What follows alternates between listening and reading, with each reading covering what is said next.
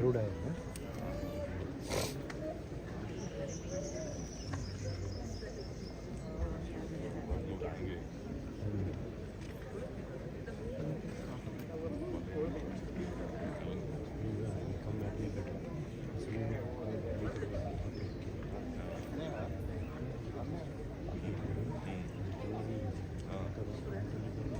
colleagues from High Commission of India, Netaji Subhash Chandra Bose Indian Cultural Center, India Audit Office, distinguished guests, members of various community and cultural associations, students from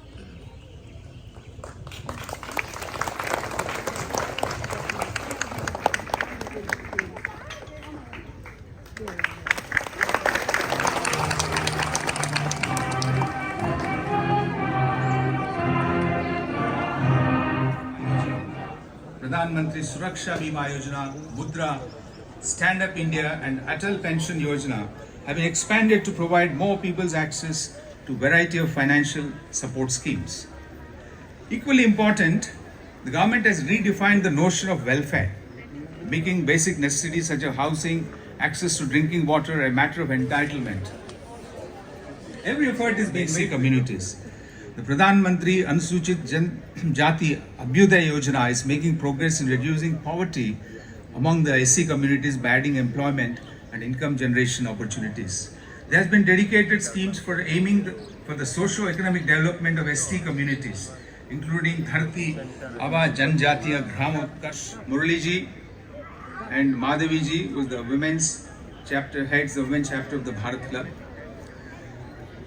President of the Malaysia chapter of the ICAI, which you know is the Institute of Chartered Accountants of India, Mr. Yashwant Kumar. I spotted him a little while ago. Dear Indian students from various schools in Kuala Lumpur, fellow citizens, ladies and gentlemen, Namaskar. Lalita and I, together with all my colleagues of the High Commission of India, are delighted to welcome you all to the India House for this flag hoisting function and celebration of the 76th Republic Day of India. Before we proceed to the much awaited rendering of patriotic songs by the members of the Bharat Club, Odia Group and Spouses Association of the High Commission, and also the students from Global International School, Vikas International and Sprouts, allow me to share my thoughts on few key developments that have happened between India and Malaysia since we last met for the Independence Day celebrations in the very India House on 15th of August last year.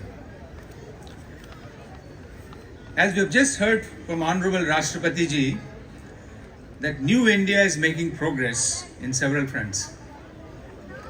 In this context, Honorable Rashtrapati Ji conveyed a confidence that you all, means including all of us, referring as brothers and sisters living abroad, will participate proactively and with enthusiasm in the making of Vikasit Bharat by 2047, which is a developed nation by 2047.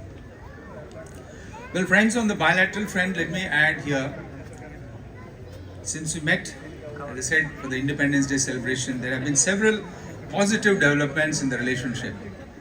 If I look back, along with my colleagues who endorse me fully, 2024 will become an important milestone in our bilateral relations. It is simply because that there has been a newfound energy, enthusiasm in trying to look at each other with a little more constructive and more productive manner, and which led to Honorable Prime Minister of Malaysia, His Excellency Yang Ahmad Berhormat Datuk Sri Anwar Ibrahim, accompanied by 5 of his federal ministers, visited India from 19 to 21st August last year. I had the good fortune of being part of the delegation from India to be joining the meetings in Delhi. One significant thing is India has this special relationship with few countries which we call it as a comprehensive strategic partnership, we call CSP. I can assure you it is less than about 6 or 7 countries around that many. And Malaysia has joined that league as a country with which we have this comprehensive strategic partnership. What it means is, it might be a diplomatic jargon for many, but what it does is it opens the doors for greater engagement in areas which earlier we have not conceived as a possibility. I can give few examples. Take this digital economy collaboration. Now, we have decided, and it was decided in August, and now we have seen the establishment of it, what is called as the Malaysia-India Digital Council. This is the first ever government-to-government collaboration of Malaysia with any other country, and with India also on a bilateral level. We do have on a multilateral level or a regional level with European Union, for example. So it is expected that the Digital Council will, with the participation of the government as well as the chambers which are representing this digital economy space, along with the key players in the obviously the corporate world, will chart a new journey for India and Malaysia. As we know, and Malaysia recognizes that one of the core strengths of India is in this space, and particularly in Malaysia. And we have almost, as you know, more than 100 IT companies, including the top ones, who have been here for more than almost 15 years or so. Second is in the area of security. Malaysia has assumed the chair of ASEAN. As you know, ASEAN is Association of Southeast Asian Nations, which is a 10-country grouping, wherein Malaysia would be the chair for the entire year. And we will have a series of visits from India, wherein we will have the Commerce Minister, the External Affairs Minister, the Raksha Mantri, and we've just had the visit of our Tourism Minister in Johor Bahru last week, and eventually we'll have a VVIP visit from India, which could be at the level of the Prime Minister of India. Well, we're all bracing up. The High Commission is preparing for it. And what it means is there's going to be a tremendous amount of, a regional connect with the ASEAN and India. There'll be a lot of bilateral engagements as a result of this particular visits. Now, second part of the story, as I said in the beginning, is the comprehensive strategic partnership. We are exploring several initiatives. In fact, I was there last week with Tan Sri Azam Baki. Many of you know him. Malaysian is the Chief Commissioner of the Malaysian Anti-Corruption Commission.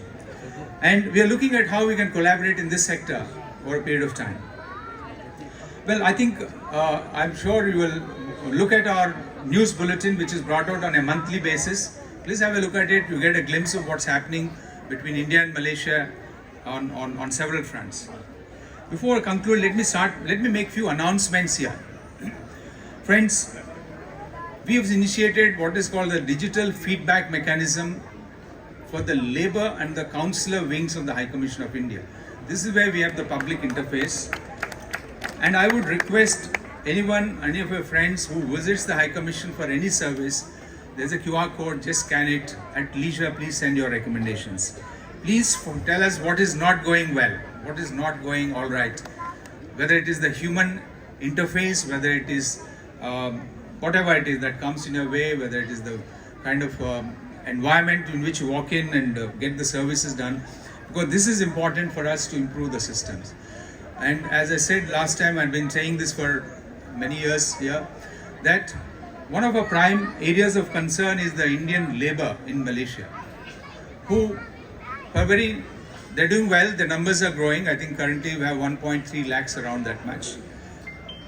But there are also equal number of people who are also being victimized in this country, naturally, because there are agents on both sides creating trouble for them.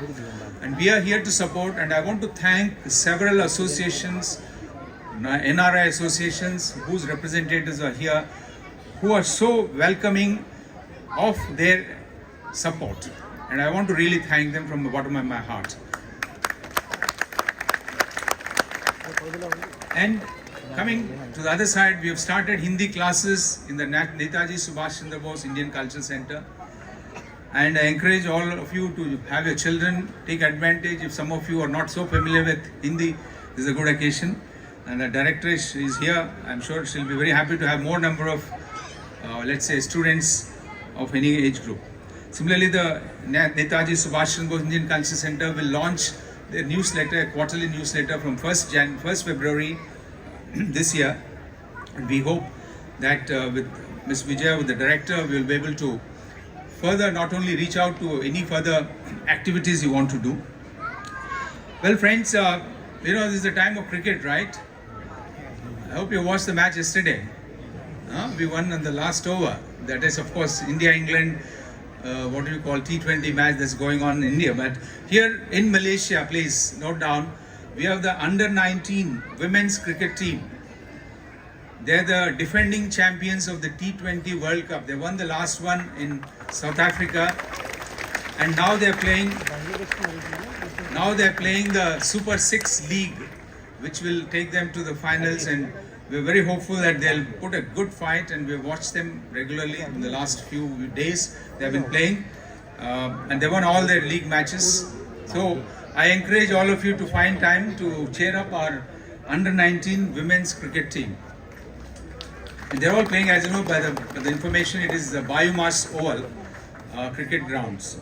I know some of you have been there, but if you're not, please do go at time and we can cheer up our Indian women's cricket team. Well, before I conclude, allow me to convey the High Commission as the Government of India's deep appreciation to all of your efforts and your contributions in making and promoting the brand New India in Malaysia. It means a lot for us, all of us, and we are confident that your continued commitment to realize this goal of Viksit Bharat will happen with partnership, with your own contributions in your own field. I think there's a trickle-down or trickle-up approach, a trickle-down effect, which you may not realize, but we feel it in the High Commission when we meet the leadership of Malaysia. By the way, the Indian professionals, and when I say Indian, the NRI professionals in Malaysia are growing in number. According to the last count, it is about 25,000. The highest we reached in the pre-COVID level was about 18,000. So you can imagine that numbers are growing, and there's a greater demand in the Malaysian corporate world for professionals from India. Friends, I'm again happy to inform that we do have 10 Indian women entrepreneurs who have set up their stalls here right in the India House